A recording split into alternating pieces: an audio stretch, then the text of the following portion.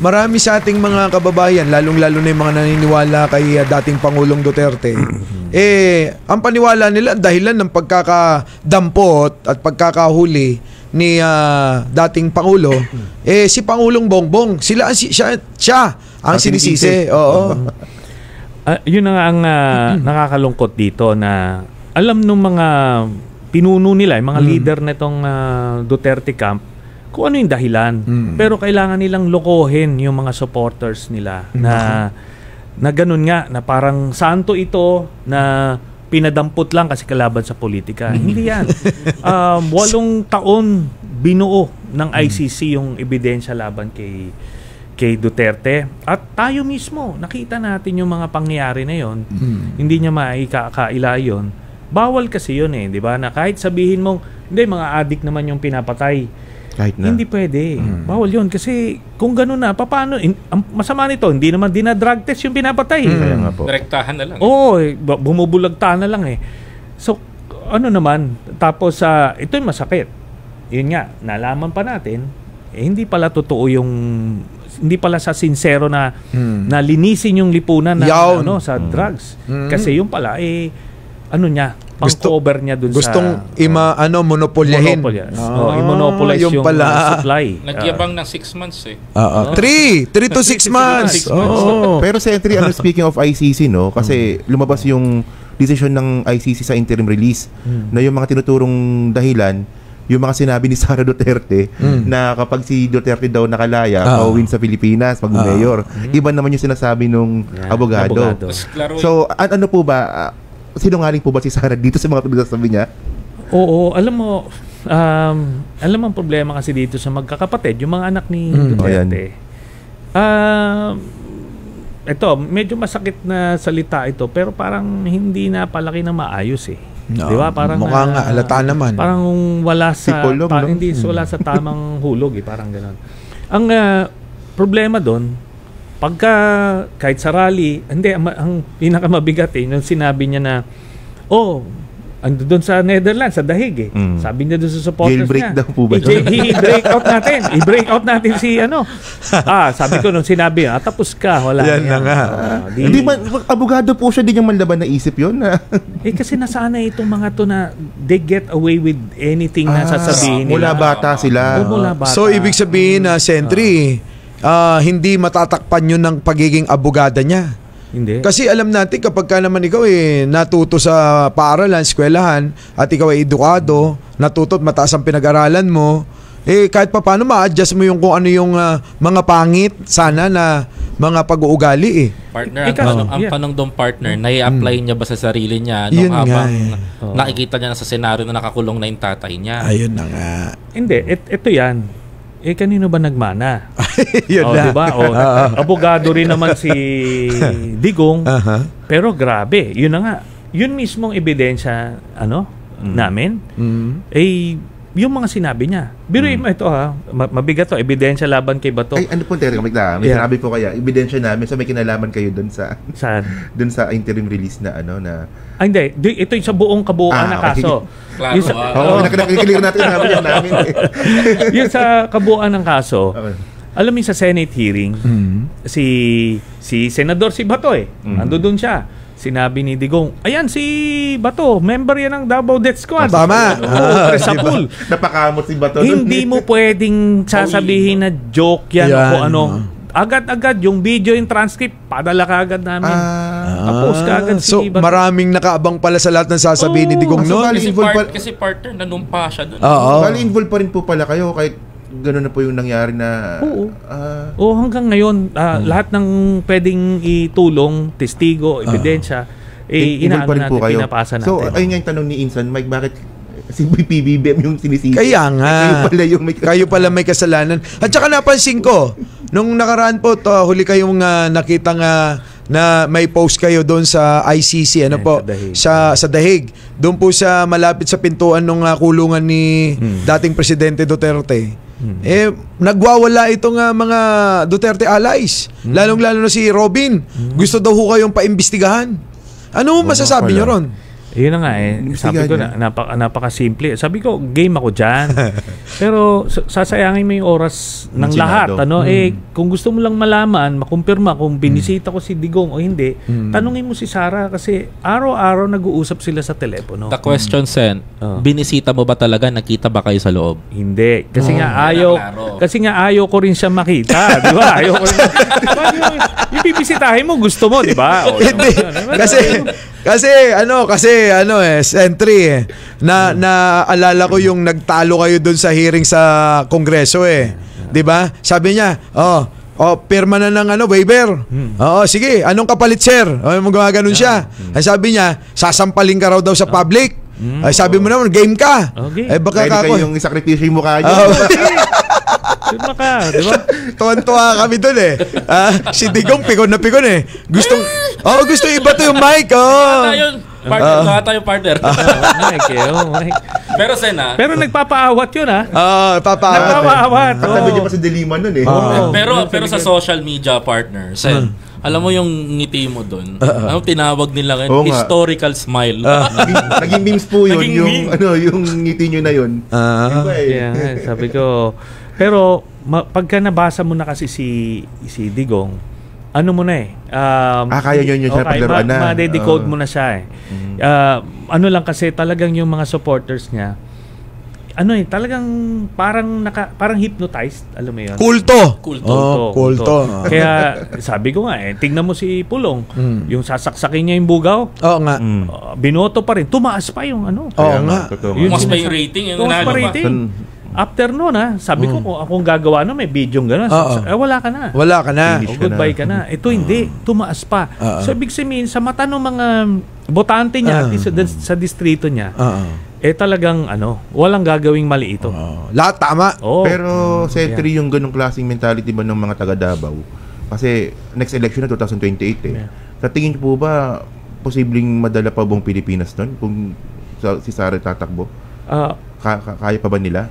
Palagay ko, nabawasan na sila dihamak. Kaya nga kailangan tuloy-tuloy lang yung paglabas ng katotohanan ng impormasyon. Kaya yung, alam mo yung naudlot na impeachment, kung natuloy yun, talagang maraming susuko na sa kanila. Makikita nila yung kung gaano. Yan nga po, speaking of impeachment, kasi kaming mga vlogger nga po nun sinabi na nga namin na kahit manalo si Sara sa impeachment, mabuksan lang yung bank account.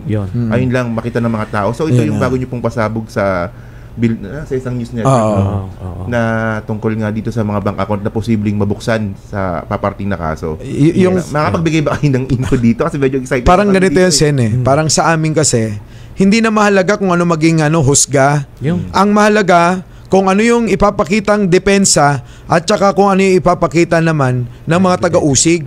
Di po ba? Yes. So doon kami nakatutok. Especially bank account. Especially yung mga bank account. Kasi yun yung magpapatibay kung mabuksan yan. Kung nagsisinungaling ka o hindi. Kung ang hatol ng hukom is hindi sila guilty pero ang kita natin yung laman malalaman natin and let the people na gumawa ng paraan kung paano to Kasi kung ako tatanungin, Sen, yun yung hamon mo na bakit hindi kayang ipakita yung bank account kung wala naman. Yun na nga.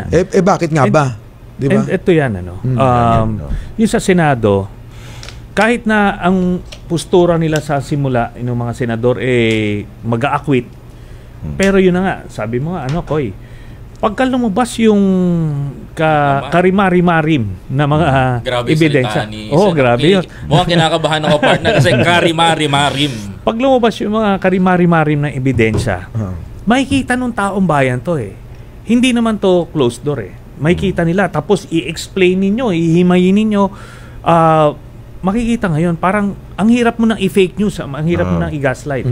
Kaya, sasabihin, maobliga ngayon yung mga senador na gusto mag-acquit na, no choice, wala na Kumaga na, pusoy ka na O di, magigilty. Kaya, magigilty pa rin yan. Once makita nila. Unless talagang patigasan ng pangalan lang. Pakapalan na lang ng mukha. At kayo naman magtanong. You think, Sen, sa ngayon yung laban tungkol sa impeachment, may pag-asa kaya sa bagong ombudsman? Yung kahit lang na, di ba kasi narinig ko na magbubukasan ng saliin and willing naman ng ang tanong, si President Bongbong Marcos is willing magpakita ng salin. I hope yung ating kagalang-galang na vice magpakita rin ng kanyang salin. No? Obligado kasi sila. Correct. No, by law. Proteksyonan lang sila ni Martires. So ngayon kasi binuksan na eh. Wala nang narinig naman natin kay Ombudsman Remulla. Ngayon, ano niya? Kailangan niyang kumbaga tindigan yung sinabi niya. Then palagay ko yung nire-refer mo yung kaso, yung planong i-file yung tungkol sa confidential next week ba sabi niyo? Next week ba? O next week? Mga ganon, within the next few weeks. So pagka na-file kasi yon, yung ombudsman natin ngayon, sigurado tayong hindi niya po proteksyonan. Pagka hindi niya proteksyonan, lalabas yan. Gugulong yan. Through AMLAC po ata, no? AMLAC. So, meron kasing Memorandum of Understanding or MOA, yung Memorandum of Agreement yung AMLAC tsaka Ombudsman, na pag may mga ganitong kaso, pwede niyang i-request yung mga AMLAC records na neto ni Sara. So, doon pala makikita na nila kung ano yun. Tapos, conjugal ito importante yon kasi yung accounts ni Mans Carpio counted yon kay ano. So kasi conjugal property. Pero ano yun, no? Parang mag-asawa, conjugal yan. Kapag yung mga property, kasama rin. Lahat yan kung kahit nakapangalan kay Mans, kahit hindi nakasama si Sara, kasali. Ganon. Kaya ngayon, pagka binanggayan doon sa salin, teka muna, bakit ka nagkaganito? Ba't di mo dineclare?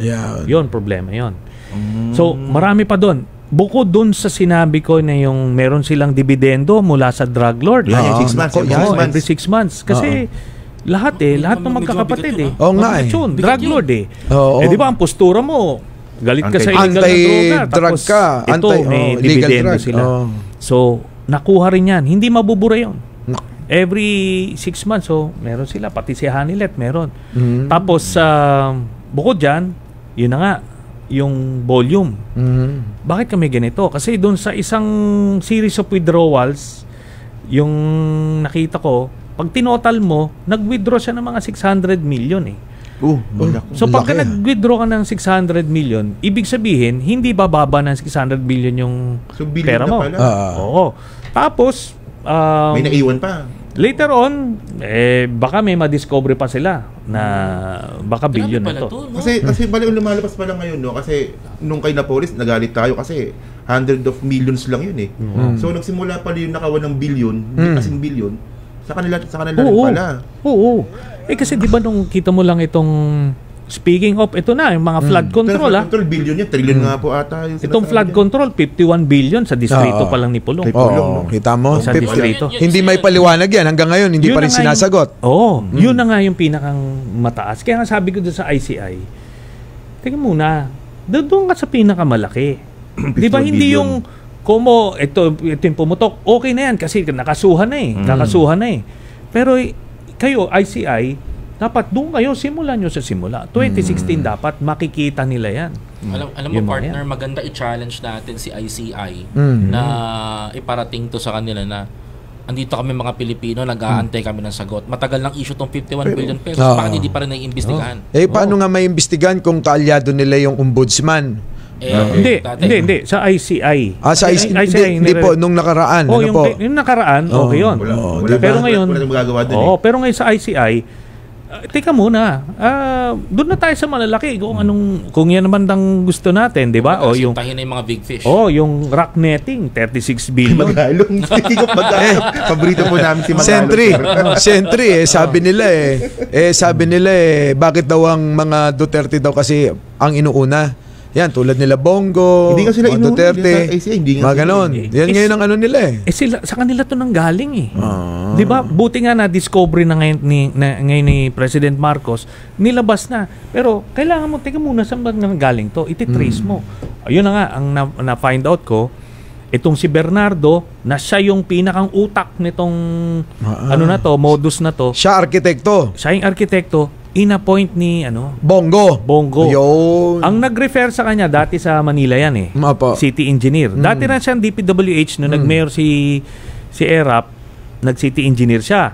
Ngayon, nung nanalo si Duterte, ni-refer siya ni Jinggoy kay Ipe, kay Philip Salvador na ipa-appoint kay Bongo. Si Bongo ngayon. Si Bongo ngayon in-appoint siya 2017 sa DPWH. Kaya siya ngayon yung kumamada ng modus. Kaya ngayon ang pinapakinggan ko, inaabangan ko itong Bernardo dun sa kanyang testimony. Aba, hindi sinasabi itong mga ito.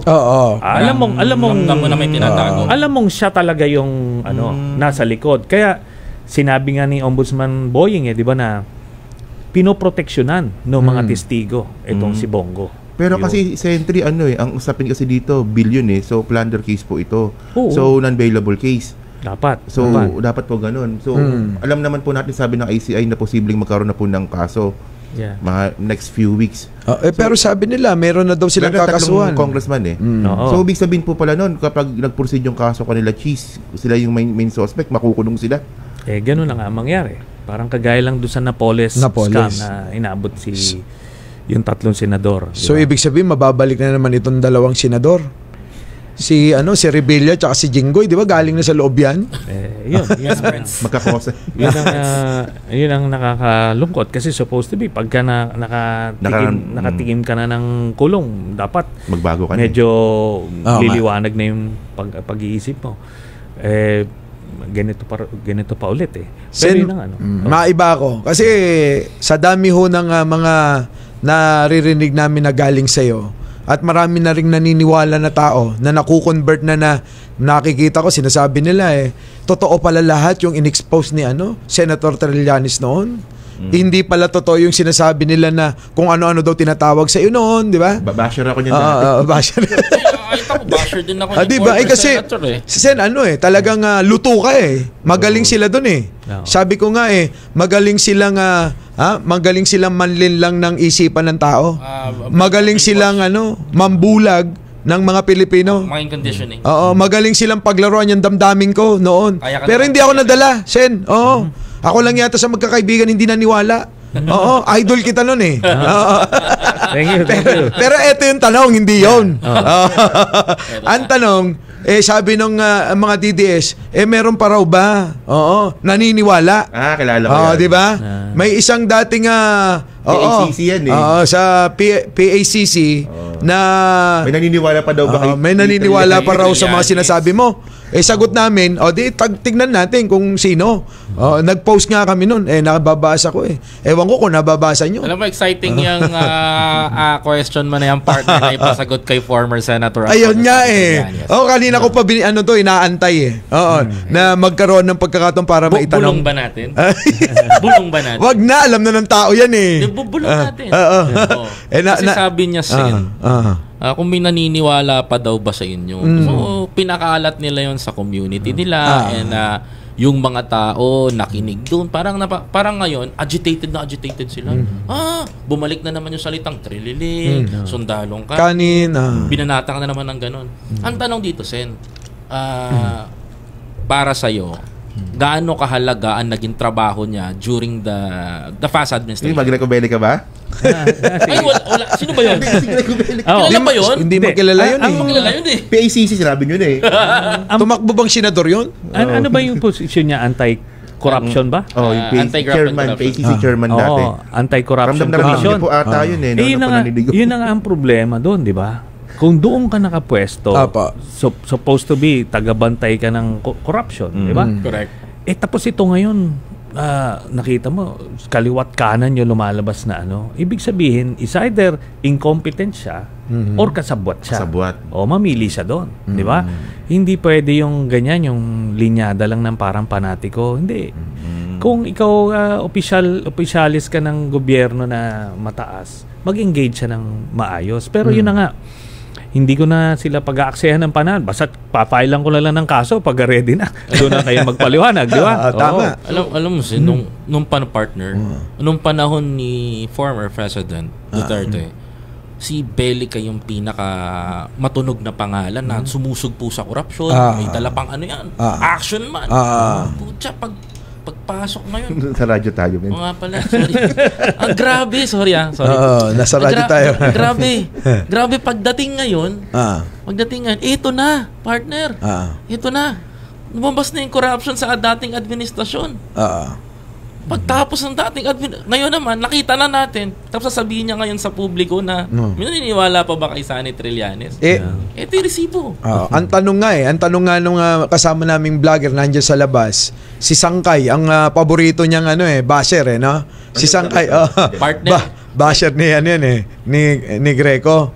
Lagi niyang yun ang sinasagot na kung meron ka nga talaga namang inimbestigahan at napakulong, sino-sino maglabas ka ng resibo. Correct. Wala naman ho kaming makita. Yun yung doon, di ba? Yun yung problema doon. At sabi ko nga, ganun ang naging sistema nung panahon ni Duterte. Nagtatakipan sila. Di ba? Si Paildon, ito, di ba? Nalusutan siya nung 6.4 billion pesos shabu. So nung ingay yung mga tao kasi nahuli, no? Kasi kung hindi nahuli, na-arbor yun. Anong ginawa sa kanya? Di nilipat. Nilipat siya sa Bucor. Ano nangyari doon? Di ba yung mga drug lord na katrayad ni Michael Yang, yung GCTA, yung Good Conduct Time Allowance, nagpuslitan sa panahon niya. Doon, lahat ng racket doon, lumabas sa Bucor. Na-discovery, di sinipa ulit. Dinala naman siya kung saan. Kumbaga, hindi gano'n ang dapat ginagawa ng leader na totoo talagang or sincero na galit sa corruption o galit sa droga, di ba? Dapat talagang kasuhan mo ipakulong mo yan. Actually, kasi halos lahat naman sila mula sa pinakamataas kay dating Pangulong Duterte, ganun din puro lang salita, pero para bang yung bang iba yung sinasabi sa nangyayari. Correct. So yun talaga yung obserbasyon ko noon. Bakit ganito? Parang yung sinasabi nung presidente at yung pinangako ng presidente, iba yung naging resulta at iba yung nangyayari. Yun talaga. Yun ang pinakamadaling explanation dyan minsan, may napansin ako sa sagot ni Sentry about kay Greco Kung paano niya dinescribe si Greco, parang gano'n niya rin dinescribe si Magalong. Pangkalahatan na yun. Parang in general, lahat sila Di ba? Yun di ba? Kung magkukrusada ka against corruption, dapat may bit-bit ka, may bala ka na para pakita mo. Hindi yung nag-ano ka lang nagma-motherhood statements ka lang, di ba? Yun. Ako may tanong ako isa ma'am. Yung ginagawa po kasi ni Mayor Magalong na, alam ko yan, mga kurakot na yan, kilala ko yan. Kapag tinatanong naman siya kung sino, saka na lang.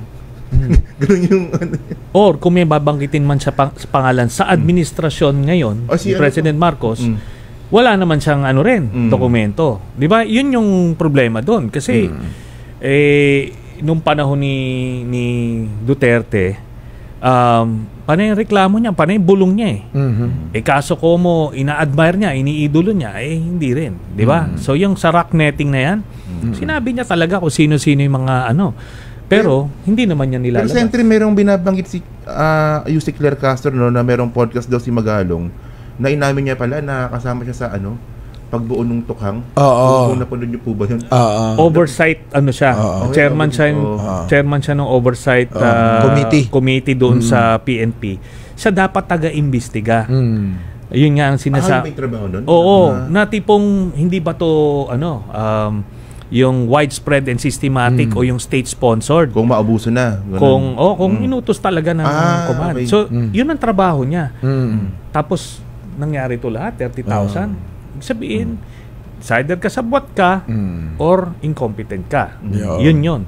Tapos, alam mo, may isang mabigat din na atraso yan si Mayor Magalong. Nung dati pa siyang CIDG chief siya nung panahon ni Pinoy.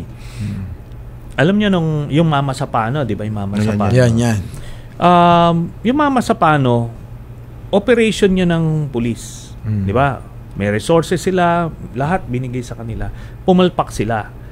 Hindi mo pwedeng ikakabit yan sa presidente kasi lahat ng operation ng military. Kasi nga, siyang nag-imbestiga. Noong time na yun, tumataya. So, nag-imbestiga. Giniba niya si Pinoy noon dahil doon. Pero pinagmamalaki niya na objective daw siya. Teka muna, wala kang wala ngang linya na tipong sasabihin niya na pwedeng si Pinoy yung may kagagawa nun. Pwede mo lang yun sabihin na tipong humihingi ng reinforcement tapos may nakita kang ebidensya na sinabi ni Pinoy, wag. Kaso nakita namin yung binigay ni Pinoy yung Viber messages niya. Conversation la hinahanap niya, kinakalampag niya yung Southcom, yung asa na yung reinforcement, asa na? Bakit hindi nyo kinakalampag niya? Tapos tinatanong niya itong sina Peñas na naging Duterte, no? Naging may hawak ng yung STL o Tinatanong niya, akala ko ba 400 kayo, sabi nyo 20 lang yung kalaban. Bakit? Kung nagkaroon ng misrepresentation.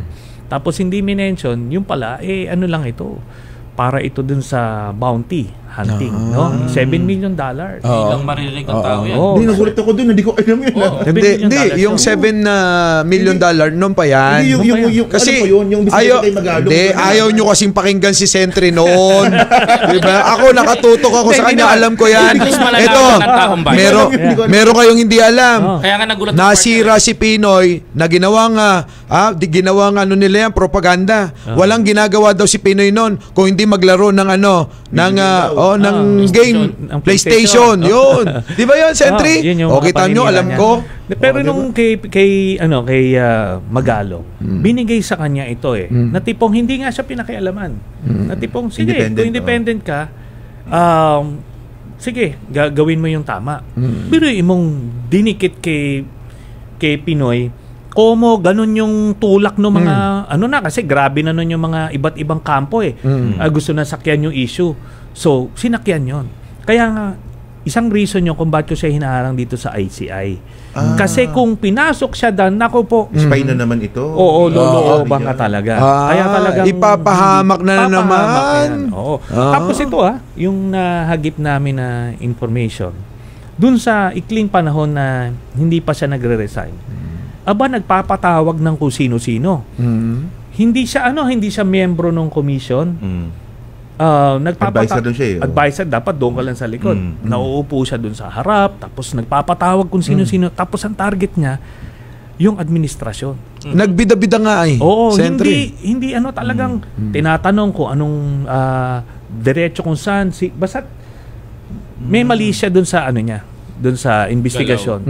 Yun ang problema doon. Yun na yung pinapalabas nila ngayon. Kaya daw tinanggal si Magalong. Hindi naman tinanggal siya. Siya yung nag-resign Yung ginagawa niya, yung pahayag ni Yusek Lair na daw yun, parang binabastos daw yata siya o para bang yun na rin yung ibig sabihin noon, natatanggalin na siya.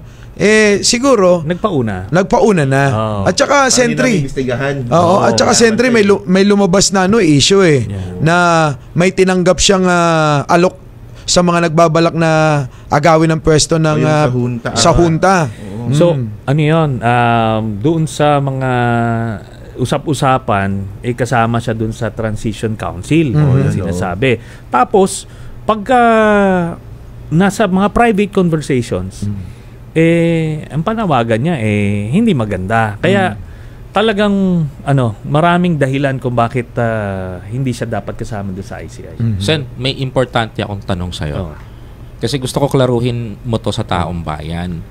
The last time, habang nagsasampa ka ng kaso ng plunder cases kay Senator Bongo and former President Duterte, may sinabi si Senator Go laban sa'yo na ang sabi niya, meron daw mga tao o kontraktor na nasa likod mo. Kaya ka daw, the word is putak ka daw ng putak ng ganyan. Okay, ito. Diretsahan, hindi totoo yan. Okay, hindi totoo yan. Ngayon, kung totoong pera-pera lang naman ako, sana tinanggap ko na lang yung alok niya sa akin. Magkano? Sen, magkano? Okay, ito. First time to. Binilang ko ito Binilang ko kung ilang beses siya nagpadala ng emisaryo sa akin. So, 5 beses nag-approach. Pero 4 na emisaryo, yung isa umulit lang. So, yung isa na sa kanilang lahat, maliwanag yung mensahe. Magbibigay siya ng pera, kapalit na wag kong ituloy yung pagkaso sa kanya, hindi lang dito sa ombudsman, kung hindi dun sa ICC. So, yan yon. Ganyan yung mga emisaryo niya. Bigyan ko lang kayo ng basta't sabihin na nating 10 digits. 10 figures. Ganun 100 million. 100 million. Ano lang yon? 9 lang yon. Billion. 9 Billion pala, sorry. So, kasi Sen, kasi ang sinabi, malaki yan, ha? Ang sinabi, sky is the limit. hanggang 7 lang yung alam kong Sky is the limit yung Offer. Tapos ni-reject ko kagad. Alam mo kahit yun na nga sinabi na Sagad gano'n. na, no? So napakaraming zero kako talagang pero sabi ko hindi. Sabi ko kung kilala mo ako, dapat di mo na nilapit 'yan. Ganon. So tapos may isa ring negosyante, ganon din. Offer din, maliwanag hindi na to generic kundi specific number. So malalaki talaga. Alam mo kung ganun lang, di ba? Bakit pa why go through all this trouble na pagbabantaan yung buhay mo, iaharas ka ng mga trolls, sisirain ka. Kung ganun lang, kung pera-pera din lang. Alam mo nung panahon ni Duterte, buhay nga yung nakataya dun eh. Di ba? Tinitindigan sila. So yun lang, yun po yung Sen, marami na yun mukhang hanggang kabilang buhay hindi na natin mauubos yun hindi na. Pero kay Bongo, barya yun. Pero mababa yung dami. salin niya, di ba? Magkano ba salin ni Bongo? 20 Sen, million? Parang ganun na ata. Senator Trillanes, kasi parang first time po ata ito, kung if I'm not mistaken, no? First time ata ito ni-reveal na, I don't know kung nasabi mo ito sa ibang media. Kanina. Pero, ayun nga, parang nakakagulat lang na pasabog to, na inoperan ka ni Senator Bongo. Kailan nangyari yan? Simula last year nung ipa-file ko yung mga kaso sa DOJ. Sa Freegate? Sa Freegate? Sa DOJ, no? DOJ, At that time, nagpaparamdam ka na magpa-file ka ng case against? Hindi, nag-press con ako noon or sa isang vlog din na mention ko na magpa-file ako ng case ganito. So, maghahanap yan ng mga mga tao, mga nakadikit sa akin. Hindi naman kasi pwedeng rumekta sa inyo. Hindi rekto. So, naghahanap siya ng mga nakadikit. So, ganun. Sinasabi yun, diretso. Inuperan ka ng ganong kalaking pera? Ano ba yun? Billion ba yun? Hindi. Sky is the limit ang sinabi. Ngayon, sabi ko, hindi ako ganon, ganyan. Tapos yun na nga. Ito yan. Kahit 1 billion ang hingin mo, ibibigay. Ganon kaliwanag. So yan yun. Yan, first time ko sinabi yun, yung 1 billion. Marami mga gulat dito. Possible pick upin to ng media. Sabi ko, headline. Sabi ko nga doon sa emisaryo niya, sabi ko, hindi mo ko kilala. Kasi kung kilala mo ko, hindi mo na ilalapit siya. Tapos pinipilit pa, ano yan? Anyway, mamaya, bulong ko kay Koy, kilala na Actually, si Senator Trillanes, marami akong alam sa kanya na hindi ko rin dinidiscuss dito. Actually, there is hindi ko napapangalanan. May nag-offer sa kanya ng 100 million. Tinanggihan niya. Talaga? Yeah. Grabe yun, partner. Simula, nakita ko talaga nung habang daming totoo. Diyos ko. So, kilabutan ka. Yun. So, ano na yan? Yun din, sa kanya din pinadaan yun. Tapos, itong isa, sa isang negosyante naman na kakilala ko rin, talagang in-offer. Yun naman 200. Tumayo balahibo ko dun 200 yun. 200. So, ako naman, sabi ko, pasensya na ho. Kasi talagang hindi ho tayo ganyan. Di ba ganun ang dito? Kaya naman, sabi ko nga, wala naman din sila masilip sa akin. 6 years sila nakapwesto di ba? Talagang gigil na gigil sila sa akin. Kung meron akong ganyang tendency, dapat pero Sentry, pang ano na yun? Pwede na kayo tumakbong presidente nun, 1 billion. Pang kampanya na kayo nun. So, if I'm not mistaken, partner, naalala ko to, I think kay Christian Esguerra mo to nabanggit. Parang, yung kanina dun sa yung Frescon mo nun sa Yes. Kay Christian Esguerra nga. Pero kasi, Sen, yung mga nangyayari ngayon, tila ba parang ngayon lang naliliwanagan yung mga tao. Dati sarado Tulad ng mga kasama natin tatlo dito, sarado isip niyan eh. Di ba? Ako lang ang nagpapamulat sa kanila eh. Ang tagalinis to. May malinis sa atin dito. Pero kasi dati, Mag-explain na siya. mag-explain na ako. Nagmamalinis na eh. Okay lang yun. Masyado kasi seryoso yung usapan eh. Break ko muna yung usapan. Hindi, maganda naman kasi kay Senator Trillanes. Pagdating sa mga vlogger, wala po siyang sineseryosong kasuhan. Kasi kumbaga, nakita ko rin to kasi kung paano ko sa iba siya dati. Maraming kinasuhan si Sen na mga vlogger. Hindi. Iba kasi yung pagiging seryoso niya pagdating kay Bongo, kay former President Rodrigo Duterte. Gaya na lang ng ICC na napunta doon si former President Rodrigo Duterte.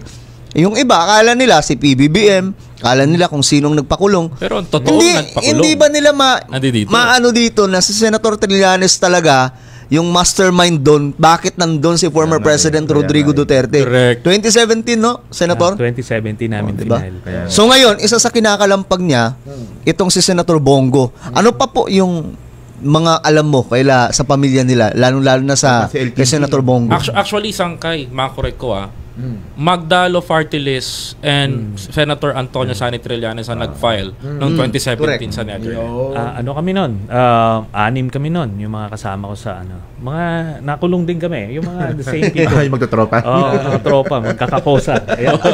So, ayan, ako lang yung kasi, yung buka.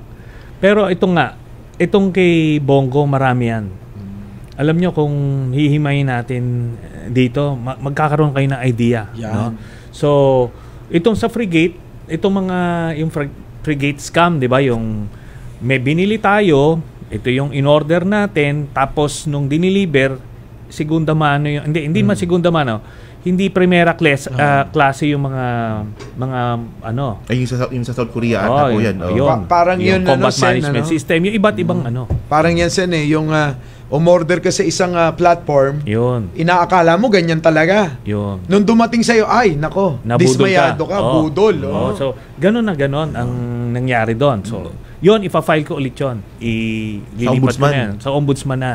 So, dagdag kaso na naman yan, Sen? Ibang panibagong kaso? Panibagong kaso yan. At ito, kompleto yung dokumento nito. Kasi, mga opisyalis ng Navy, mga senior officers, mga admiral ang nagbigay ng dokumento sa akin dito. Sila rin ang willing magtestigo laban kay Speaking of yung frigate po na yan, hindi ba nakakapagtaka yun na yung nagmaniobra niyan, di ba dapat po DND at saka AFP? Pero parang lumalabas si Bongo yung nagmaniobra ng deal. Ang nangyari doon, nung una si Bongo, kaso matigas itong admiral ng Navy, sabi niya hindi, kailangan ko ano yung in-order, yun yung i-deliver. Tinanggal yun eh. Oo. Ngayon, sumaklolo sila ngayon doon kay Duterte na mismo. Si Duterte na yun. No? Kaya pinakita ni doon na pagka sumuway ka, tanggal ka. Ano mo na pangalan? Admiral Mercado. Mercado. Oo. Tinanggal yan. So, biruin mo, pinaglalaban niya yung Navy ngayon, alam niyo nangyari dito sa frigate na to. Okay siya. Kumpara doon sa mga moderno, talagang pinakang magandang natin, barko natin. Pero ngayon yung combat management system na pinalitan nila ng hindi primera klase, ngayon order tayo nun. Bibili tayo nung pinalit nila. Yung pinalitan nila. Nakita mo yung original na in-order. So papalitan yung binili dati na combat management system. Yung CMS. Yung pinalit nila hindi first class. Ito yung galing sa South Korea. Hindi lapat. Parang hindi lapat, no, Sen? Hindi lapat. Ngayon, dahil hindi magamit with the allies sa mga pera. Precisely. Bibili tayo ngayon kung ano yung unang nakadesenyo. Sayang yung pera. Kasi ang una dapat Netherlands po ata, di ba? Yung unang-una. Yung Thales Tacticos. Yan. Yun yung pwedeng ma-link dun sa mga allied na navies. Kaso nga dahil gustong makatipid. 1 billion po ata natipid nila doon pero hindi naman nagamit. Mga 1.4 billion. So, nakamura, di may kickback na malaki. Pinalitan nila ngayon. Ngayon, sabi nung Navy, hindi namin magamit doon sa babalik tayo, bibili natin ulit yun. Kita nyo, di doble gastos. Doble. So, pero ito lang yung mga malalaki to, pero barya pa yan. Barya pa. Pero ang pinakamalaki, ang kailangan nga natin maimbestigahan dito, yung pagbili ng Sinovac. Yun, Sinovac. Yung Sinovac. Kasi Parmalee. Hindi, diretso to. Diretso. Yung pinamigay sa mga tao ito yung pinamigay. Yung pandemic Ito, binili to ng Indonesia ng 1,700 pesos. Pero binili ng Pilipinas ng 3,700. Billion din to. 2,000 piso ang tinubo bawat isang vial. Grabe. 50 million vials yung binili natin. 100 billion pesos.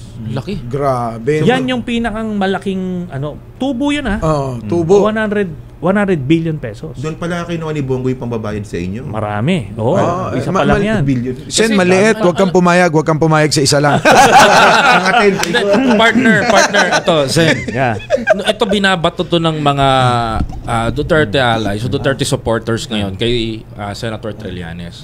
Sabi nilang ganun, ng mga post sa Facebook na si Duterte daw ang pinaka magaling daw during the pandemic. At hinangaan nila ang former president doon. Well, may malalaman pa pala tayong katulad nito. Hindi naman ako naniniwala dyan. Tingin ko propaganda yan. Kasi sinasabi nila, umutang daw ang Pilipinas ng pagkalaki-laki na 7 trillion plus na halaga dahil daw nung pandemic. Tapos sinurvive daw tayo ng Duterte administration. Hindi rin totoo yan. Pero ito malalaman pala natin na meron palang behind the scene. And ito, di ba? Ginamit nila yung panahon na yon, pandemic, na tipong lahat kasi ng gobyerno talagang sige. Magulo, no? Nagtiwala, sige mag-utang, para lang matapos. Nanamantala sila doon. At ito nga, biruin mo yung sa Parmalee, yung kinorner nila. Di ba yung una yung face shield, di ba lumabas? 2 pesos 50 centavos ang bili nila. Pero binenta sa Pilipinas ng 127.50. Grabe. Parmalee yan Tapos inobliga yung mga Pilipino, lahat kayo kailangan. di ba? Ang hirap huminga nun. Sa buong mundo, yun lang ang Pilipinas lang ang may ganon. inobliga. May ganon, tayo lang inobliga. May ba't ang China, di mo nag-face shield? Hindi sila inobliga. Mask lang. Pero sa Pilipinas, kasi nagkaroon ng shortage noon. Tarantataong bayan noon, naganap ng face shield. Kailangan. Lahat sila lang ang supplier. Umangat ng 700 plus pa nga, naalala ko, partner. Face shield, face mask, ginawan ng pera yan. Bukod pa ron, alam mo yung RT-PCR, yung testing. Kanila rin yun. Yung rapid testing, yung PPE, yung ventilator. Lahat yon isa lang. Ang Parmalee po lahat. Basta sila lang yung nagpaikot. Hindi ka pwedeng mag-i-import ka, maggagawa ka, hindi. Kailangan sila. Ang laki niyang pinagkakitaan ng panahon na yun. May tanong ako dun, Sen. Sa tansya mo, magkano ang pera na nakulimbat dun sa Parmalee? Hindi lang ito sa Parmalee. Lahat-lahating ko na. General. Si Duterte mahina na yung 300 billion. Mahina na yon. Tapos itong sina Bongo, nako. Yung tanong ko lang po dito, kasi di ba may ganyan silang kalaking pera. Yeah. Yung abogado ba nila, binabayaran ba talaga ng ganung kalaki sa ICC? Ano daw, 125 million pesos? Pero per month. So pera nila yon? 150 million pesos per month. So sila nagbabayad, hindi sila nag-aid? Hindi. Ang aid kasi is 40,000 euro lang. Ang Tsaka hindi ka pwedeng checkin nila yung accounts mo yung records mo. Okay. Pagka indigent ka, bibigyan ka ng aid, libreng abogado, libreng 40,000 euro ang limit per month. No. Sen, interesado ako dun sa kickback Sabi mo kanina, si Duterte, si Pangulong Duterte, yung dating Pangulo, mahina ang 30 billion, 300 billion. 300. Siyempre, mas malaki yung bumubulong doon.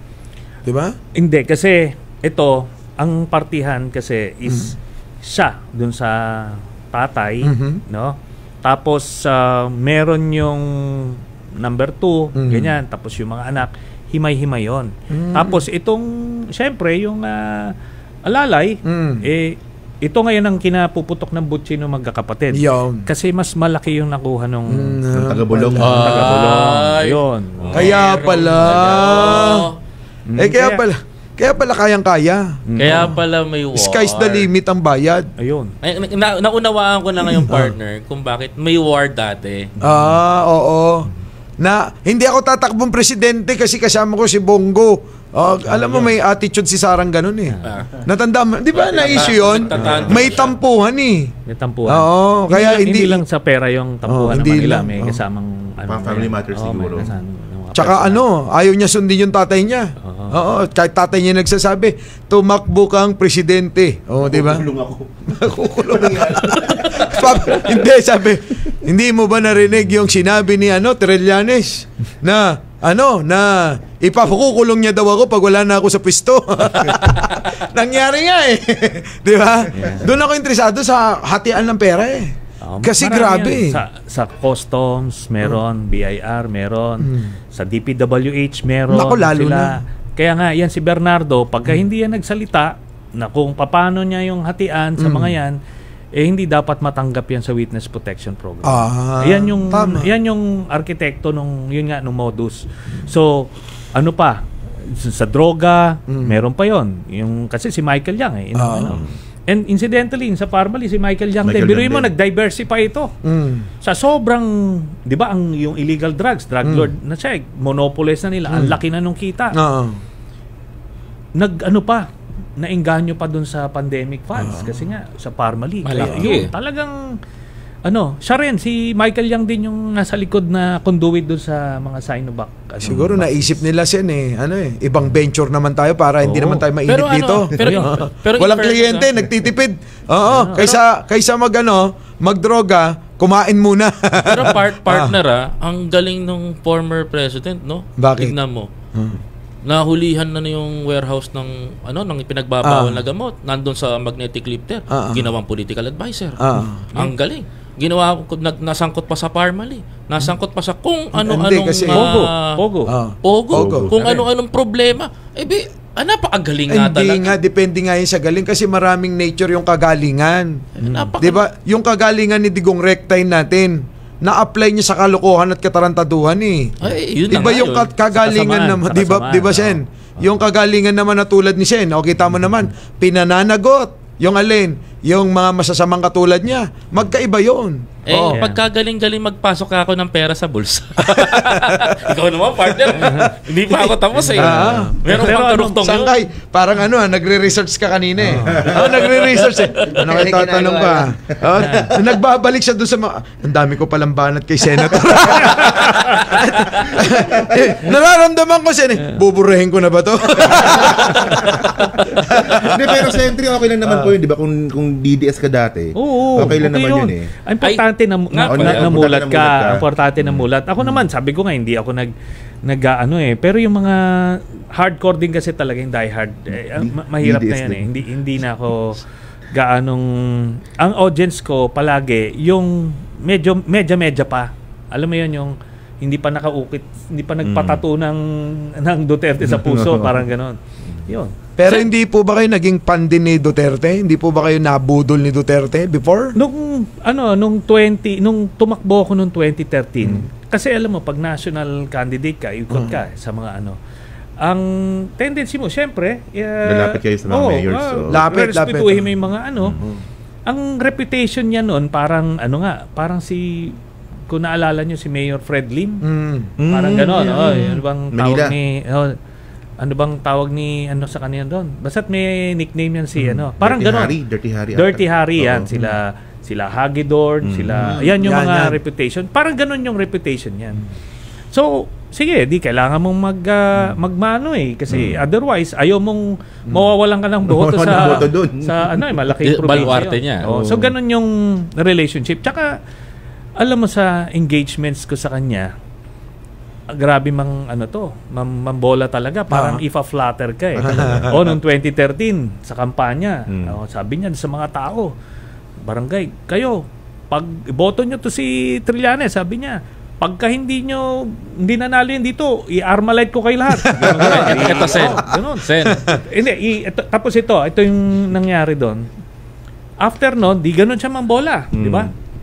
Dumating na ngayon yung listahan niya, yung EJK kasi. Hindi, tawag to yung balot, sample ballot.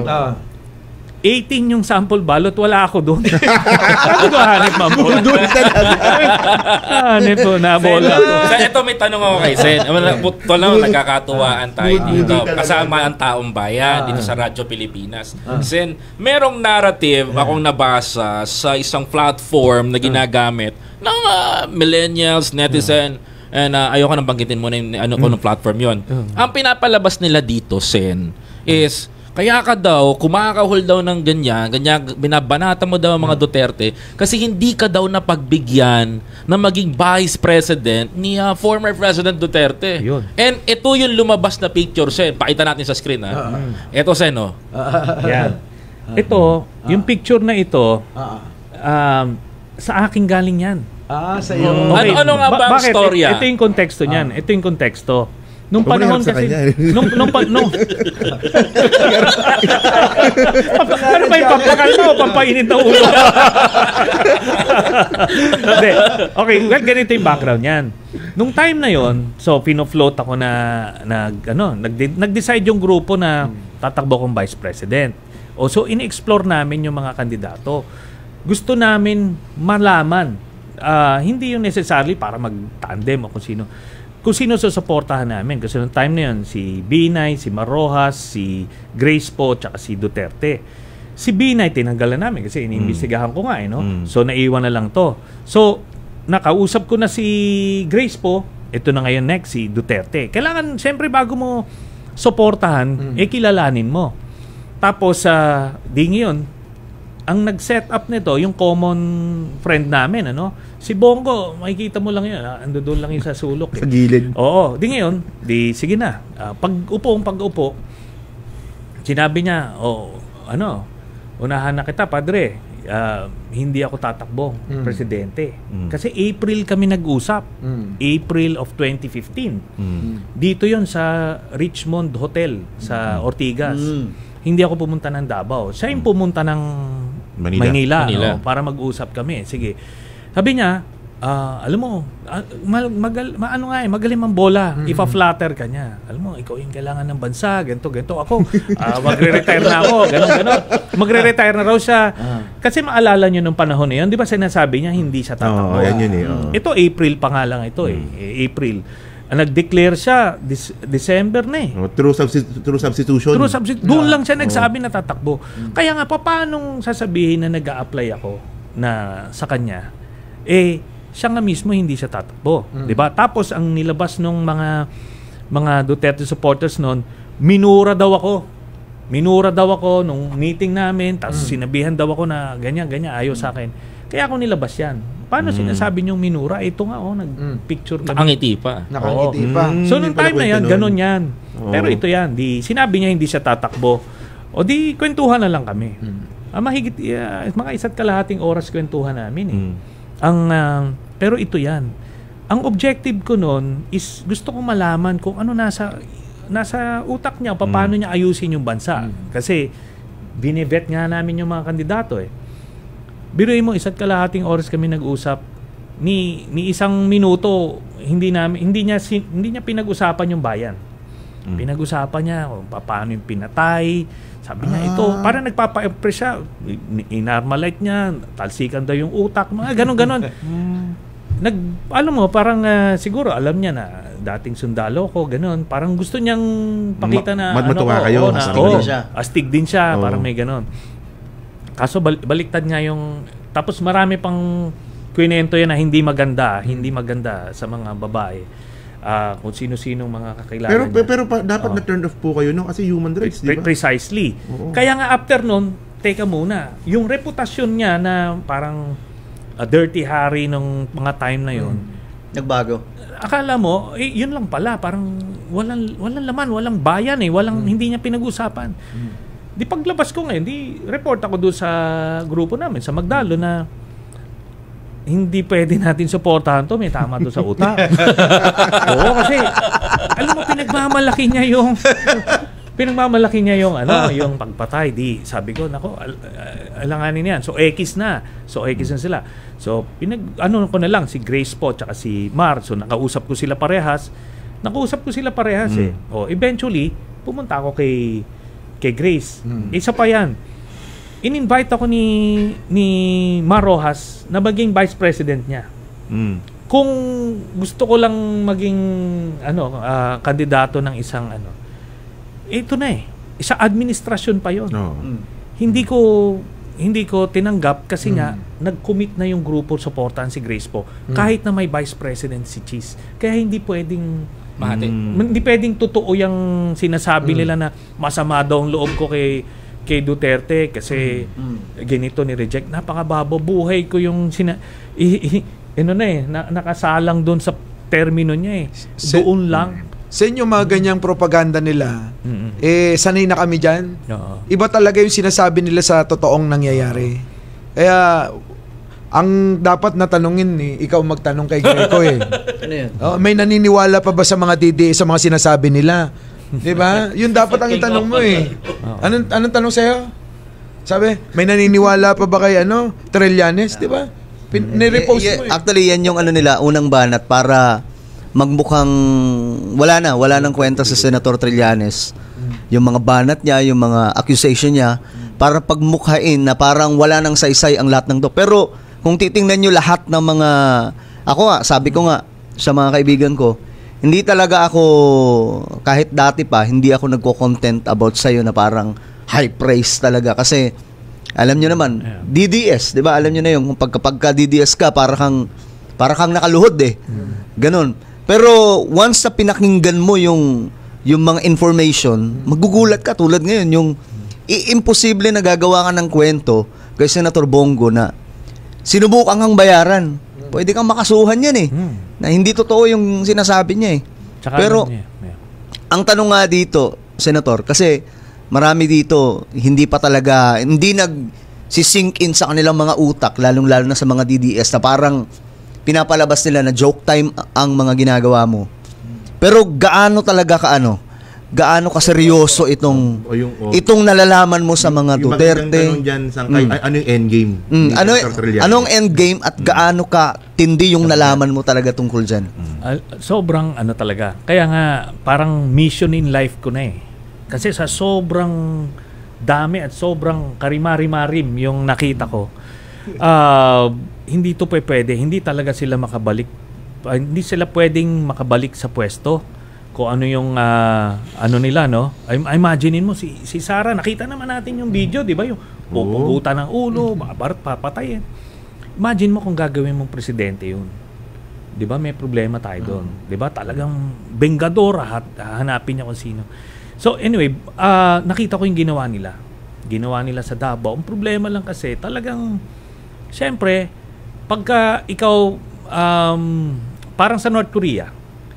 Alam mo kung magse-survey ka sa North Korea, mga 99.9% ang approval rating nun. Kasi nandoon sila, nasanay na sila na yung tipong pagka paloko-loko ka, tutumbahin ka. Parang ganun yung nangyayari. At ang nakita ko, ang endgame dito is mapanagot sila. Mapanagot sila dun sa ginawa nila. Talaga pinaka-ano nyo, yun yung layunin talaga. Yun yung goal mo talaga. Hindi naman, sabi ko nga, ako hindi ako namemerso na. Si Jamie, pinakulong ako. Sinuntok ako nung isang general ng PNP. Binitbit ako sa Sinturera. Lahat yun, mga yun, hindi ko nga hinabol nung nakalabas ako In fact, nagla-lunch kami. Kumaga hindi kami ganong tao. Pero ito, yung threat nila, andyan pa rin Andyan pa rin yung threat na makabalik. So si Duterte naman, kailangan magtanda yung mga future leaders natin. Pagka naman, di ba, pag nag-presidente ka, pagtitripan yung mga, mapapatayin, di ba? Iaahon mo sila mula sa kahirapan. So ganun yung natin, yung pananaw ko dyan. Mukhang natahimik silang lahat Malalim ang hugot pala May hugot yan na malalim. Nalulungkot ako dun sa pagkalito ng marami nating kababayan sa pananaw kaya ng Senator Trillanes Nakakala nga nila dun dahil sa mga naratibo at propaganda na pinalabas dati ng pangungunan ni dating Presidente Duterte, yun yung resulta. Parang kinamuhian po kayo ng maraming Pilipino. Pero ngayon po, itong mga past few days, napapansin ko, nakamonitor po ako, sabi ko nga kanina, na yung mga tao, iba na ho Iba na ho yung mga sinasabit, mga papuri na nagiging positibo yung dating negatibo. Naramdaman niyo rin po ba yun yung pagbabago? Kayo po, ang tanong ko sa inyo, gayon na nga, kung naramdaman niyo. Naramdaman ko nung nung nawala na sila sa pwesto dahan-dahan nung naglalabasan. So yun. Yung lately, hindi ko naman ganong na papansin kasi alam mo, hindi mo alam kung ano talaga yan. Kayo yung ang better judges of that. Pero nakakatuwa na kung ganun yung pangyari kasi ibig sabihin nun, marami nang naliliwanagan. Pero ano pa rin, kailangan tayong kumayod at may kumukontra merong troll farms, may disinformation campaign, di ba? Yung po siya, idadagdag ko po, no? Bilang mapagmasid, lalo na sa social media, pagka tinignan mo yung mga nagko-comment ng hindi maganda, i-stalk mo sila, minsan 2 lang yung friend niya. Minsan 3. Pagka sinusuwerte, 5. Nakalak pa. Nakalak pa yung profile niya. Pero pag tinignan mo yung pumupuri, nando doon na profile pic, yung pamilya, maganda yung kanilang mga nasa feed nila, news feed nila, yun. Totoong account, yun yung sinasabi natin. At sabi ko nga rin sa isang aking content na bakit ba sa social media dati ang dami yung sumisigaw ng Duterte, Sara, ganyan. Pero pagdating sa kalsada, parang iba yung resulta. Totoo yan. Kasi nung panahon ng EDSA 1, kung buhay na kayo, no, siguro kami ni Sentry buhay na. Nung EDSA 1, makikita mo yung tao, kung ano yung sigaw nila, yun yung makikita mo sa sa kalsada. Oo, pero makikita mo na talagang ang social media natin noon, alam mo, yung chismosa na kapitbahay. At saka yung nasa palengke. At saka yung nasa tindahan. Tama po, di ba? Yun ang source ng ng ating chismis noon. Maririnig mo, ayoko sa ganyan. Si Marcos, ang laki, ang taas-taas na naman ang babayaran, mga ganon. Mataas na naman ang galunggong, ganon. Yung propaganda noon. Pero nung nandoon na, makikita mo talaga na yun talaga yun. Hindi yung ngayon na maingay sa social media, yung mga maka-Duterte. Ganito yung partner Parang ganito yung sinasabi nila Ito yun bro, partner na. Sige, diretso tapusin ko lang. Ngayon makikita mo, nagrarally sa ilalim ng footbridge Alam mo yun, minsan makikita mo, sasampu sila, kasama pa anino O, di ba? Di ba? Biruin mo yung kasama si Celes, sigaw na sigaw. Tapos, yung 5 doon, Sen, alam mo kung mga vlogger. Eto pa, matutuwa ka. Tuwan-tuwa ako sa kanila Isang vlogger, 3 camera, yung gumagana. 3 account, naka-live. Paldo. Tatlong monetization din yun. 3 account, naka-live. Yung 5, meron pang 5 kasama si Celes. Si Celes may hawak ng mic. Yung 4, taga-sigaw ng Duterte. Di ba? Ang ganda ng tandem, di ba? Pagka pinanood mo, akala mo ang dami. Pero kukunti lang talaga. Minsan nga, 'di ba? Mas marami yung Sara magnanakaw. Ganun ang kanta ng mga tao ngayon Si Chavit napahiya. Pumunta sa EDSA diyan sa May Corinthian tapat. Anong ginawa sa kanya? Binu. Inepal-epal siya. Ang kapal daw ng mukha, tanda na. Hindi pa nahiya. Hindi pa nagtanda, ganun. Masakit yun. Sasaktan ako ron dahil matanda na. Kaya lang, choice niya yun. Bro, tapos na ako. Ito, partner, dagdag ko lang doon, partner, sa sinabi mo. Ito kasi yun Sa Pilipinas, normal ang buhay natin. Kasi kung talagang magulo ang Pilipinas, partner, hindi naman nag-shutdown ng barangay, hindi naman nag-shutdown ng ospital, hindi naman nag-shutdown ng Radyo Pilipinas. Kung talagang magulo ang bansa natin, alam mo saan nagkakaroon ng gulo ng sinasabi nila? Sa loob ng social media. Tayo ba magulo? Sila ba tayo si former senator ba magulo? Ang gobyerno ba natin ni Pangulong Bongbong Marcos magulo? Hindi naman, 'di ba? Sino magulo social media? Sila lang naman nagigigil. Si Sen, nakikita mo nakangiti lang. Diba? Si presidente, nginitian nga si Basti, hindi makatingin 'Di ba? Sila lang yung nagsasabi na magulo ang bansa. Ulitin ko lang kasi hindi ako narinig, no? Oo, si Sentry, pag nakita mo baby face 'Di ba? Parang ako. 'Di ba? Tapos si presidente nakangiti sa isang entablado, nandoon magkasama si Basti at saka siya. Ngayon lang po to, recent lang Hindi makatingin ng diretso si Basti Si presidente nakangiti sa kanya 'Di ba? So ibig sabihin, alam mo, napansin ko lang sa mga Duterte puro lang salita. Magaling lang sila magsalita, pero pag gagawin na, hindi na Kaya nawawala rin yung pagkabilib ng maraming Pilipino, Sen. Correct. Oo. And alam mo yung naalala ko kasi kung saan to nagsimula yung myth na create nila, 'di ba, yung parang Dirty Harry. Tapos naalala nyo yung safest city. Safest city in the world. Noong time kasi na yon, 2015, hindi pa uso yung fake news eh. Yung pausbong pa lang yung Facebook noon.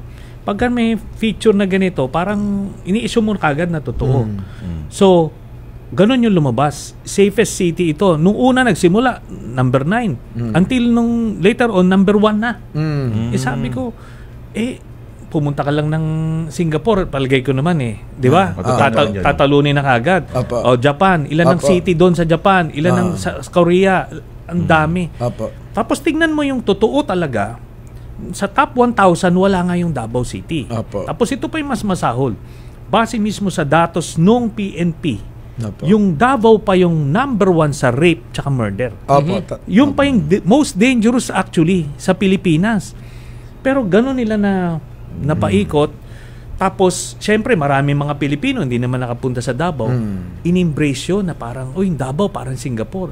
Teka muna, ito nga, kakapunta ko lang ng Davao. Punta ka lang ng ilang sobrang traffic. Tapos, parang ikukumpara mo lang ako, nakita ko yung Cagayan de Oro, Gensan. Mas maganda pa yung Gensan Santos. Yung Cagayan de Oro, halos siguro parehas with Davao. Hindi siya yung parang the impression that they're creating na parang parang paraiso. Yung Caloocan po. Ano po sa Caloocan? Bago tayo. Siguro lamang yung Davao doon sa Caloocan. Siguro bago tayo lumayo. Dito muna. Lamang yung Davao sa Caloocan. Pero ito may bago silang nilalabas na yung parang tourism index daw na number 1 yung Davao.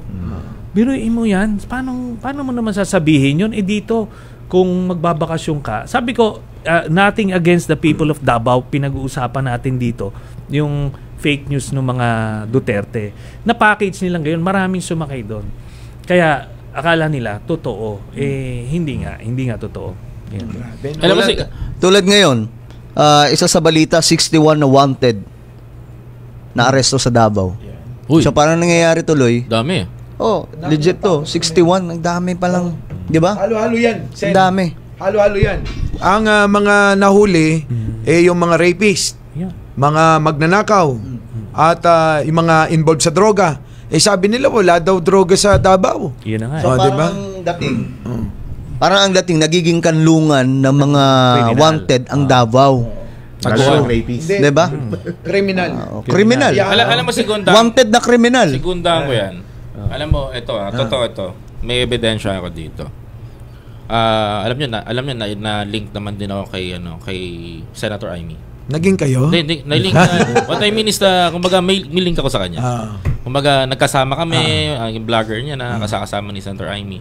There is a time na birthday ni Senator Amy together with the Vice President and the former President Duterte.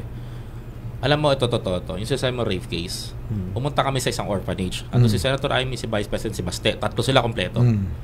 Pinuntahan namin isang orphanage sa Davao.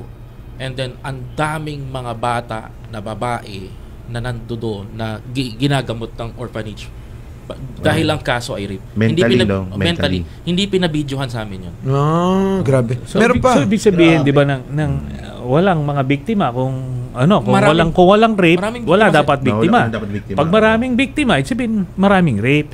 Kaya nga itong sinasabi ni Mayor Magalong na nung daw talagang ina-admire niya si Duterte kasi daw talaga nung panahon na yun, pati daw madre sasabi safe daw maglakad. Teka muna, yung madre hindi yan ginagalaw. Di ba? Nagbobolahan tayo tsaka di ba? Sobrahan naman ng buladas. Pero ganun sila mag-exaggerate, di ba, na kahit maglakad ka kay sabi ni Cayetano sa debate namin, kahit maglakad ka ng gabi sa Davao ganun. Nasa statistics nga ng PNP, rape. Maaring paglakad mo doon, hindi ka naman automatic i-rape ka agad, di ba? Pero yun pinakamaraming murder tsaka rape. Yun na, ano pang debate natin doon? In fact, hanggang ngayon, based sa statistics ng PNP, ando doon palagi ang Davao City. Totoo yan, Sen, kasi meron yung turista po sa Davao. Mag-partner, isang babae, isang lalaki. yung lalaki ay pinagsasaksak, tapos mula 3rd floor, tinapon, pababa. Tapos yung babae, naiwan sa taas, na pinagsasaksak din. Oo, na-content ko yan. Lumabas din sa balita yan sa mainstream. Kaya yung sinasabi nila na safe ang Davao, paano magiging safe kung marami tayong nababalitaan tulad lang yan? At yung sinasabi natin ngayon, at yung balita mo ngayon na 61, at yung pong mga empleyado ng mismong munisipyo ay nagpositibo sa droga. Oh, di ba? So paano natin ipapaliwanag na safe kung sa munisipyo pa lang hindi na nila nakokontrol? Yung sinasabi nila walang droga, munisipyo nga mayroong mga nagdodroga. Nag-positive. At idagdag ko, Mike, yung aid mismo ni Sara. Di ba? Yung nahuli, nagpaparte. Party drugs. So, ni Raid yun. Party drugs. Nangyayari yun sa kanila, sa bakod nila. Kumbaga, tsaka, ito yan, syempre, narinig ko mismo kay Las Cañas, sila mismo yung nagtayo Sila Michael Yang, nagtayo sila sa laboratory doon.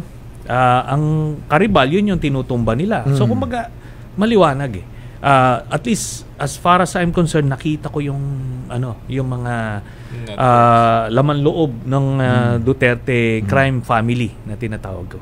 Diba? Tsaka hanggang ngayon, nung nakaraan lang, estudyante nahulihan ng worth 3.5 million na shabu na nakaipit sa short. Ganon. Saan ang gagaling yun? O kung wala nang droga, safe ang Davao, ganyan, na kwento nila, tingin ko, hindi totoo yun. Tingin ko, minaniobra nila yung titulo na yan. Para masabi lang na magaling talaga si Duterte. Ang challenge lang talaga sa atin is kung paano mamulat yung But in time, mangyayari yan. Basta tuloy-tuloy lang. Lalo na kung matuloy yung impeachment next year, makikita din yun. Lalabas yun. Correct. Sen, sa tingin po ninyo, sa inyo lang pong opinion, sa tingin nyo po ba matutuloy ang impeachment pa ni Sara? Baka i-refile na sa February. Imbis na antayin natin ma-reverse to, i-refile na sa po February. ata yun, di ba? Pag sa Supreme Court. Ilang buwan na lang naman yan. Ilang ba? Antay na lang. November na next month. Itong mga susunod na linggo. February 7. December, January, February. Ayan na, bakbakan na naman to. Ayun. Di makikipagtalastasan na naman tayo. Sabi ko nga, Sen, kung talagang ako lang naman, medyo malikot ang utak ko.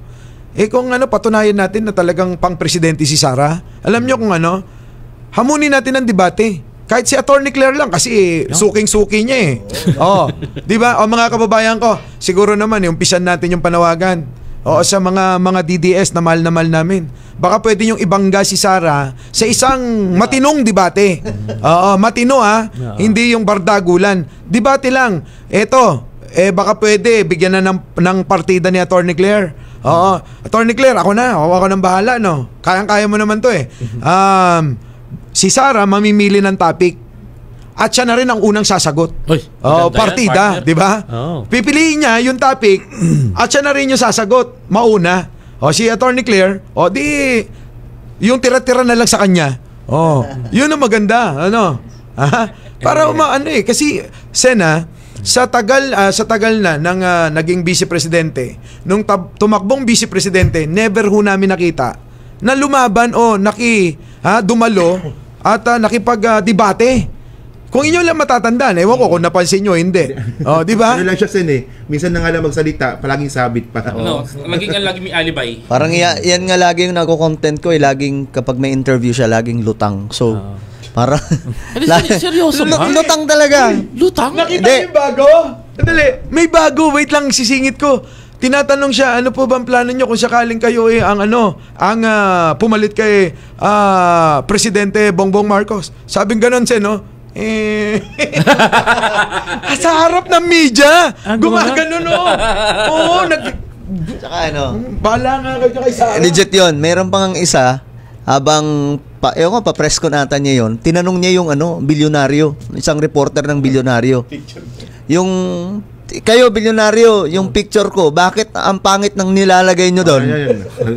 Paulit-ulit yung sinabi, binanggit yung bilyonaryo. Tinanong pa kung sinong may-ari ng bilyonaryo, bakit daw ganyan yung pangalan, bilyonaryo. Yung mga nonsense na mga sinasabi. So dito pa lang, makikita na natin na mayroong problemang paparating kung siya ang magiging presidente ng Pilipinas. Nonsense din yung sasagot Actually, niya. Kahit yung mga DDS, Senator, medyo alanganin din sila kay Vice President Sara Duterte. Kaya nga lang, no choice sila eh. Sumasamba sila sa mga Duterte. So, yun ang anuhin nila. Yun ang susuportahan nila. Pero aminin natin, kasi marami kaming kaibigan sa kabila, no? Aminin nyo na marami sa DDS na ayaw nyo naman kay Sara talaga. Totoo yun, Sen eh. Maraming mga DDS ayaw nila kay Sara. At ito yung masaklap niyan, kasamang Mike. Ganyan na yung pananaw kay Sara. Pero yan na yung pinakamagaling doon sa mga Duterte. Yan na yun. Yun yung masaklap. Yan na yung pambato. Wala na. Pero meron ako nasagap. Ito, meron ako nasagap na balita. Na second choices nila, alam niyo kung sino? Sino? Si Bongo. Sa mga DDS yun. Yes. Sa mga DDS yun. Pero kasi... Ito ka pala, speaking of Bongo, malabo hindi ko sinatanong di ba mo yung mga ghost project, no? Meron ngayon kumakalat ngayon kung na-investigahan nyo na yung tungkol sa Super Health Center sa insertions. Meron din nata si Bongo dun eh. Mga ghost project din. Yung kasi nakalagay yung complete na, pero pagpunta ni Herbosa, talahib pa lang nandun. Oo. So kung mga diskaya pa rin yan, ganun din yung modus niyan. Kaya nga itong ICI, marami silang makukuha kung magsisimula sila noong 2016 to 2022. Mas marami yun. Sabi ko nga, Sen, sige na, para wala nang gulo. Pwede naman pagsabayin na natin, 2016 to 2025 na eh. Sabay-sabay na natin para hindi yung sasabihin ng alibay ng kabila, sila Sara, bakit kami lang ang inuuna nyo? Di pagsabay-sabayin na natin. Di ba? Correct. Yun. Tsaka yun na nga, sabi ko nga kay Bongo, marami siyang sinasabi, ba't di daw inuuna to? Sabi ko, ikaw yung senador eh.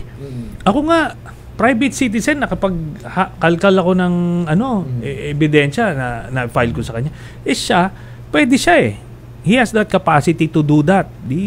Habulin mo kung sino gusto mong habulin, di ba? Ganun lang. Siya yung senador. Actually, hindi sila yung inuna eh. Sila nga yung pinakahuli. Kasi kung titingnan natin yung mga inuna, Bulacan, yung sa Bicol at iba pang mga lugar, ano sila eh, huli. Kaya kalokohan yung sinasabi nila na sila daw yung inuuna. Hindi ba nila nakikita sa balita? Si BBM, yung hinabol, mga ganitong mga rehiyon, ganitong mga lugar. Kailan lang naungkat yung partnership ng mga diskaya at ng kumpanya ng kanyang pamilya? Diba? Ngito lang, bago-bago lang yun. Kaya nga nagtataka ako dun eh. Bakit mga diskaya lang? Bakit hindi pitpitin din yung family ni Senator Bongo? Diba? Late, kumbaga late. Ngayon lang, kasi yun yung patutunguhan ng direksyon ng investigation. Walang po pwedeng, kumbaga hindi po pwede silang lumiko. Doon talaga yung tumbok. So dadaanan talaga sila dyan. Correct. Yun kasi yung narrative nila. Kailangan meron silang isubo sa supporter. Kasi kung mag-step back sila at ito lang mag-unfold lang lahat, talagang lalabas yung baho nung Duterte family, Bongo, yun. Kaya kailangan nilang ililihis, di ba? Kaya nga kita mong si Kiko Barsaga, sige, comedy ka dyan. Mag-comedy ka o anong gawin mo. Para lang madala. Tapos, alam mo yun, mahirap mag-feed ng kulto eh. Marami, eventually bumibitaw eh. Kapag sobrang, wala na. Hindi, totoo yung bumibitaw. Kasi si Kiko Barsaga, tinanong siya kung DDS siya. 50-50 na daw siya eh. Alam niyo ba yun? Tinanong siya. Sabi tanong po ng marami, Congressman Kiko, DDS daw po ba kayo? Sabi ni Jessica Soho. Hindi pa nga nakasagot. Naghang yung nag-loading. Parang si Sara. 50-50. Buti nga, yun na yung sagot eh. Hindi nag-meow-meow. Meow-meow eh. Yun na nga meow-meow. Pero mukhang seryoso na. Pero Senator, kitang-kita naman natin yung pagiging desperado na ni Bongo, no? Kasi iba na yung sagot niya eh. Appeal to the emotions na, hindi na siya base sa facts. Tapos ngayon nandamay pa ng nung kapamilya niyo po ata yung nabanggit niya pa. Tsaka speaking of that partner, hindi niya maribat yung binato ni Senator Trillanes sa kanya. Yun eh. Ang napansin ko sa kanya, imbis na si Bongo sagutin yung akusasyon 'di ba? Na punto por punto. Ang nangyari, Yung damit ni Sen. gusto kang puntusan eh. Oo. Pati anong- Yung ano- pinersonal damit? eh, yung parang pusit na Ulit-ulit daw damit po, Sen. hindi, parang parang pusit na bumubuga rin ng tinta si Bongo. Oo, yeah. Alam mo 'yon? Yeah. Yung imbis na sagutin punto por punto yung akusasyon sa kanya, hindi bumabato ng batikos, Kung bumabato ng itim na tinta. Parang pusit, sabi nga ni Pinapahirap yata sabi siya ni ng Franz politika, Castro. Kaya iyon yung naging problema ni Bongo dahil ito kasi sa batas maliwanag, bawal eh. Pagka ikaw may ahensya ka o may teritoryo ka, may impluensya ka, may posisyon ka, hindi pwede magnegosyo. Pag nagnegosyo, itong kontrata na to, yan mismo ang ebidensya ng Mismo. krimen. Yun mismo yung ebidensya. Hindi pwede sasabihin, i-prove mo kung paano ako nag-impluensya dyan. Ito na nga ang proof. Kasi bawal magnegosyo. Tsaka ano po, lumaki po yung ano ng sa LTG from 300 million, naging 3 billion po ata yung kita nila. So, yun, ang pala sinasabi kasi niya, hindi ko naman pwedeng pigilan yung pamilya Oh, yun magnegosyo. sinabi niya, O tama yun. Pero nung nasa Davao si Duterte na siya yung executive assistant, hindi sana pinagnegosyo mo sa Visayas o sa Luzon yung kamag-anak mo, tatay mo, kapatid mo. Tapos nung presidente na si Duterte, ikaw yung special assistant eh. Sana pinagtrabaho nyo sila pinagnegosyo nyo sila sa private sector. Ganun yun eh. Correct. Tama, Hindi tama. pwede, kasi nga bawal. Kaya nga sabi ko, sige nga kung hindi bawal yan, gawin mo nga ulit. Oo, di ba? Gawin mo nga. Bakit huminto? Bakit sila huminto? Kaya nga. Yun yun. At saka Kasi bawal. bakit yung mga politiko, Oo nga, ibang no? politiko hindi ginagawa yan. Yun. Kasi nga bawal. Ay kaya Diba? pala siguro hindi makasagot. Yun na nga. Hindi niya pa masagot isasagot talaga. mo? Ano pa isasagot mo ron? Wala, Sen. Ang naisagot niya lang, di ka doon nagpapalit ng damit. Ano ba talaga totoo, Sen? yun lang din nahilan niya. Kala ko ebidensya ni hawak niya. Yung damit mo lang pala eh. Parang ang layo, no? Parang si Ang layo Duterte, nung ganun, Ano ano? po ba sa media yan? Kasi nagtataka rin po ako, no? Kasi kapag si Bongo may press con, bakit walang nagtatanong na media? Kung ano ibig sabihin ng si LTG? Nagaano siya. Ang ginagawa niya, press con niya. Babasahin niya, di ba? After nun, sisibat na. Walang Q&A. Walang Wala ba? Q&A. Kaya pala walang nagtatanong Oo. ano ibig sabihin ng si LTG. Even sa Senado, pag nag-privilege speech siya, babasahin niya, tapos hindi nag-interpolate. Alam niyo ba ibig Kaya sabihin ng pala. CLTG? Banggitin natin dito. Christopher Lawrence Tesoro, Tesoro, Go. Sino yun? Si Senator Hindi daw Bongo. siya- Sino yun? Hindi daw Yung siya tatay niya, Desiderio Go. Hindi Ah. hindi naman sila magka-initial. Sino yun? Pero sinerch nyo sa Google, and this is accurate from the Senate din. Ang pangalan ni Senator, tunay na pangalan ni Senator Go is Christopher Lawrence. Tesoro Go. Sino yun? Si CLTG. Sino nga yun? Bongo. Si Bongo. Si Bongo. Lakasan mo kasi. Ba, hindi marinig ng mga... Si Bongo. Ayan, Senator, Yes. kayo pa pala yun eh. Baka pwede natin ihilahan dito. Hindi, pwede natin tanungin, no? Ano ba ibig sabihin ng si LTG na kumpanya? Baka may ibang ibig sabihin kasi. Oo nga. Oo. Baka naman may ibang meaning. Oh, di ba? Mamaya Catherine. Di ba? Di ba? Di ba? Baka yung Tinon, Trillanes. Baka yung Sinon Cervera. Christopher Lawrence Trillanes. Tapos yung Jigil. Di ba? So, yun ang problema kasi doon. Wala siyang pwedeng sagutin. Kaya kailangan lang niya magpakita para lang meron silang may panghawakan. Pero hindi nga niya dinina eh. Sabing walang denial. Walang denial. So, yun ang problema niya. Yung sinasabi niya, hindi naman ako kumita dyan. Yun, subukan mo, isulat mo sa counter affidavit mo kung diretso ka sa kulungan yan. Pag sinabi niya ngayon. So, yun ang problema. So, nanganganib po ba si Senator Bongo? Ngayon, ang nais natin, kung papaspasan yan, baka maunahan niya yung warrant ng ICC. So, mamimili po siya kung saan siya gusto makulong. Kumbaga, kung ano mauna, tama pala sinasabi natin. Dito, kasi dito lang siya. Pero Mas maganda sa ICC. mas gusto rin niya doon kasi Magkasama sila ni Digong. kung tatlo sila ni Bato doon, pwede na sila mag-tong-it doon. Mabilisan to. Mabilisan. At saka yun naman ang lagi nila sinasabi. na meron pampaluha-luha eh, 'di ba? Tinuring na daw tatay ni Bongo si dating Pangulong Duterte. Si Bato naman kahit saan daw pumunta, sasamahan niya. Hanggang ngayon di pa rin kumukuha ng visa. Sino? Si Bato. Sabi niya, sasamahan ko siya kahit saan mapunta. May paiyak-iyak pa. Bakit di ka pa rin kumukuha ng visa, Senator? Di ba? Bisitahin mo naman. Sabutin mo kasi yung visa. Oo, di ba? Baka mamaya kasi pag pumunta bumisita sa ICC, hindi na makalabas. Yun na nga. Baka hindi na makauwi. Natatakot. Kasi nung hinulit, dinampot si dating Pangulong Duterte, biglang nawala si Bato eh. Pero speaking of Bato, parting na rin po ba talaga yung haras warrant niya? Surprise din po ba ito para kay Digong? Parang gano'n. Surprise yan. Pero basta't nag-aantay na lang tayo. Ganun. Ano kaya magiging pakiramdam? Ilang percent na mayroon talaga? 100% na yan. 100% ang tanong po, may tanong ako. Sa palagay po ninyo, matutuwa po ba si dating Pangulong Duterte o malulungkot siya? Pag nagkita-kita sila. Sabi ko nga maganda sa mental health ni may kakwentuhan na siya eh. Di ba? Tsaka doon, sabi nga may kusina sila. Pwede sila magluto doon. Yun. Kaya nga magluluto talaga si Bato doon. Grabe no. Alam mo, kulang na kulang sen yung ating usapan sapagkat tinabot na tayo ng oras. Grabe no. Oo. Sana maulit-uli ito. Sarap nyo pong kakwentuhan pala. Lalo na kapag naka-on air tayo. Yung punto por punto, straight to the point. Diba? Dapat ganun, Senator Bongo. Sasagot ng punto por punto. Hindi yung, teka muna, ang pangit mo. Senator Bongo no, kung pag-uusapan lang itsura nyo, layo-layo, no? Diba? Diba?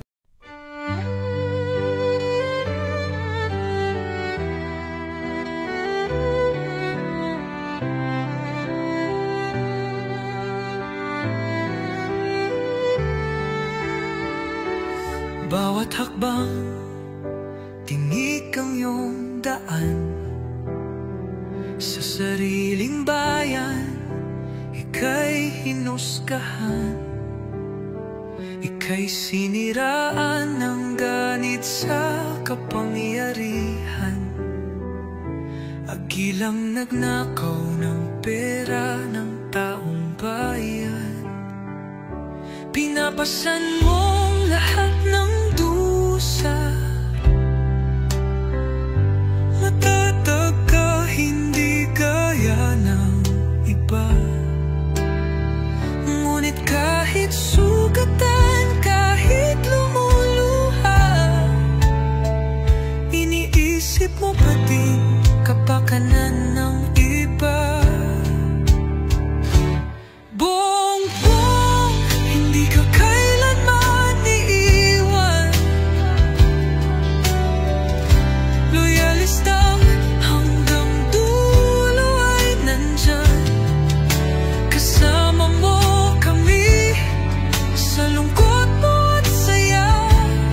Pagkat Pilipinas, ikaw ang pag-asa.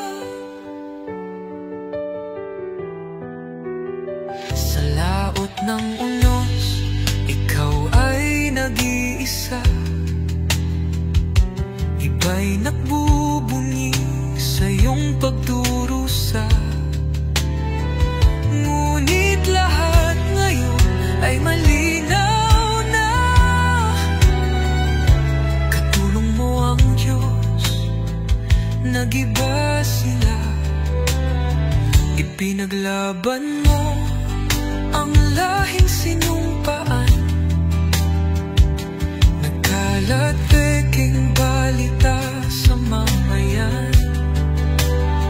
Binabaliktad nila ang katotohanan, pero hindi na naig ang kanilang kadiliman. Bongbong, hindi ka kailanman iiwan.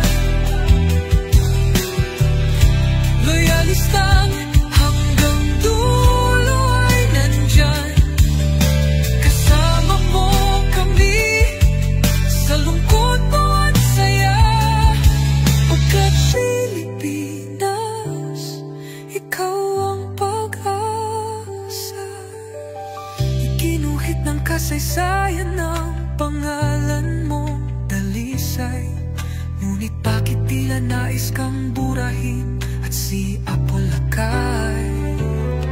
Sa iyong mga mata may luha ng matinding pagdurusa, ngunit sa puso mo bayan pa din ang inuuna.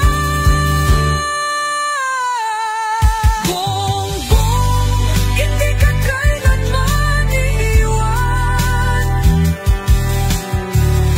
Loyalista hanggang dulo ay nandyan. Kasama mo kami sa lungkot mo at saya. Pagkat Pilipinas, ikaw ang pag-asa. Bawat hakbang, tinik ang iyong daan. Sa sariling bayan, ika'y hinusgahan. Ika'y siniraan ng ganit sa kapangyarihan. Hagilang nagnakaw ng pera ng taong bayan. Pinapasan mong lahat ng